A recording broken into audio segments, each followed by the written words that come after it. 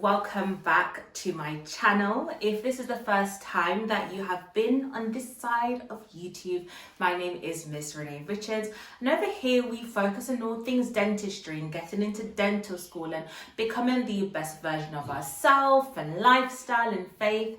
So if that's something that you are interested in and that's your thing, I would love to have you here on a permanent basis.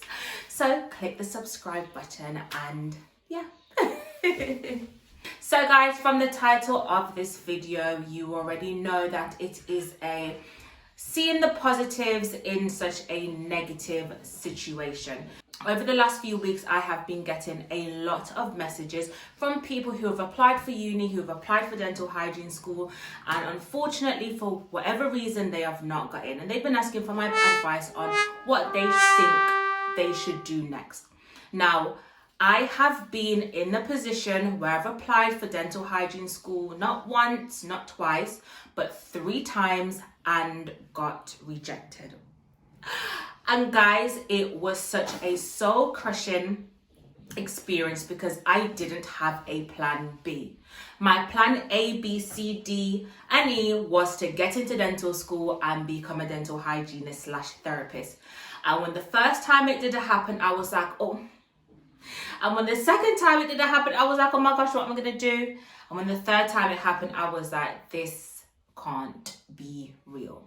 So all these points that I'm going to be sharing in this video today, these are points that I've taken on board for myself and that I can swear by, and these are things that have carried me through, and I'm sharing them with you today in hopes that they will be a blessing to you also.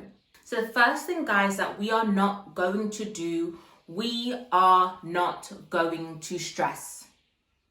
Repeat it, we are not going to stress. I've come to a realization that stressing about things does not change the situation. Stressing about getting into dental hygiene school or being rejected is not going to change the outcome of the decision. You sitting there stressing about it is not going to change the decision. It's not going to magically cause you to start university on September morning. It is not going to do anything for you except for to cause you to become more anxious, cause you to lose sleep, to cause you to develop healthy habits. That is not going to do you any good. So the first thing that we can do in a situation like this is not to stress. The text in the Bible, I think it's in Luke, that says, "Who of you by worrying can add a single hour to your life?" When you worry, what does it change? It changes nothing. It does nothing for you. So what is the sense that it makes by you sitting down here worrying? Relax as much as you possibly can and trust the process. Now, the other thing that I would advise you to do after we've stopped stressing is try to obtain some feedback. Over the years, this is something that I have done when it came down to me applying for dental nursing apprenticeships. And when I didn't get on to dental hygiene schools, I would always ask for feedback. Requesting feedback is a good way of gaining insight on things that you can change for the next time round. For example, you may ask for feedback and they may turn around and say to you, you interviewed great, however, you didn't have sufficient qualification that would have guaranteed you a place on the course. Now from that, you can say, okay, then I'm going to use this next year to get a GCSE or do my functional skill maths or whatever it is. But you can use that year and gain that qualification to reapply next year and say, here you go, I've got it now. They might turn around and say to you, you have all the qualifications that we need, however, we just didn't think that you interviewed strong enough, or you didn't come across confident enough, or you didn't come across that you wanted it. Whatever it was, whatever information that they can give back to you, take that, work on it, and allow yourself to develop in that area to come back again stronger. Back in 2016, when I was applying for dental nursing apprenticeships, I remember I was just getting rejected time after time again. So I would ask for feedback on how I interviewed, or just the whole application process. And I remember at the time, a lot of these companies were saying to me, you know, we thought that you interviewed great. It's just that other applicants that we've applied, they've got more experience or they've got more qualification in this field than you, and that's the only advantage that they had over you, and that's why you weren't given the position. Even when I applied for dental hygiene back in 2019 and I wasn't given a place, and I had contacted my personal tutor at the time, and I was like, what's happened? I thought I interviewed great. You guys know me. Why didn't I get a place? What feedback can you provide that I can gobble it all up and come back again stronger next year? And she was like, Renee, you interviewed great. It's just that there were some stronger applicants before you. And I was like, okay, what do I do with that information? I was like, do you know what? All I'm going to do is just maybe just apply myself a little bit differently next time, where I don't come across too confident, but confident enough that they can still see that I want this, I really want it too bad. I don't know, but I was just like, I'm gonna just try to do things a little bit differently next time round when I apply. So guys, any information, any feedback that you can obtain on the applications that you had provided through UCAS, make sure that you reach out to these various different institutions and just ask them if there's any feedback at all that they can provide to you, just that you can take those areas of weaknesses, if there is any, and work on them and turn them around and make them your strengths. The next thing that I would advise you guys to do is re-evaluate your goals. Now, I look at setbacks. Setbacks to me can either mean one or two things. They can be a sign that this is actually not for me, or it's not my time as yet, or there's a different route that I need to take. And this is why I said at the beginning of the video, do not stress and try to eliminate stressing and worrying about it, because in situations like this, you need a clear mind frame to really sit down, to really think, to really focus on what your next steps are.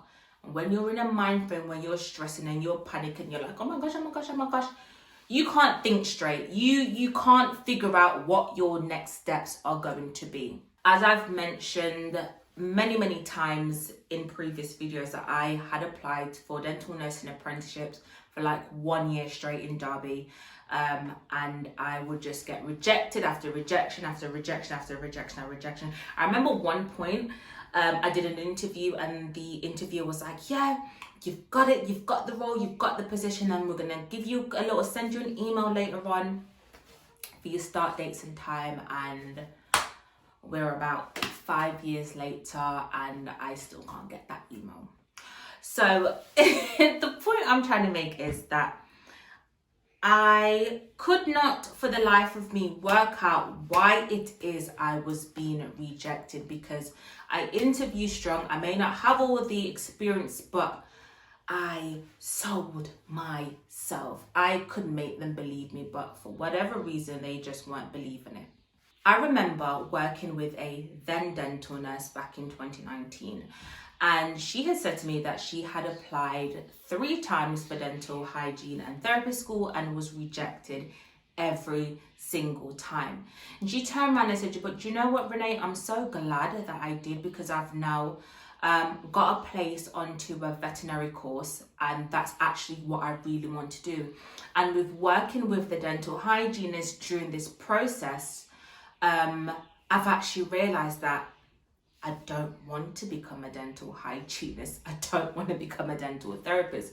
I actually want to work with animals. What we see as rejection, to me, I strongly believe that it's God's way of protecting us for something that is not meant for us. Now, this is not all the time. In certain situations, I do believe that God allows rejection to happen in order to protect us from some things that were not meant for us, or it's not the right thing for us, or it's not going to really elevate us the way how he wants to elevate us, or allows rejection to happen because he knows that that thing is going to cause us misery. We're not going to be happy in it. I now can see that when I was applying for the dental nursing apprenticeships back in 2016, that he allowed me to get all these rejection because he knew that I, one, wanted to be more than just a dental nurse, and two, the area in which that I was applying for, which was my home area in Derby, was not where he wanted me to be. And if he had allowed me to stay and become a dental nurse there, I would not have moved. I would have settled even more, and I would have just been unhappy with my lifestyle, with my friendship groups, and with everything that he wanted to take me up from. If after you've spent some time reevaluating your goals and aspirations, you said, actually, yes, this is still something that I want to do, I'm not going to quit, then great. Go for it. Sometimes the end goal is not the problem, but the route. I would say when applying in the next couple of months, don't limit yourself to just the areas where you had applied for last year.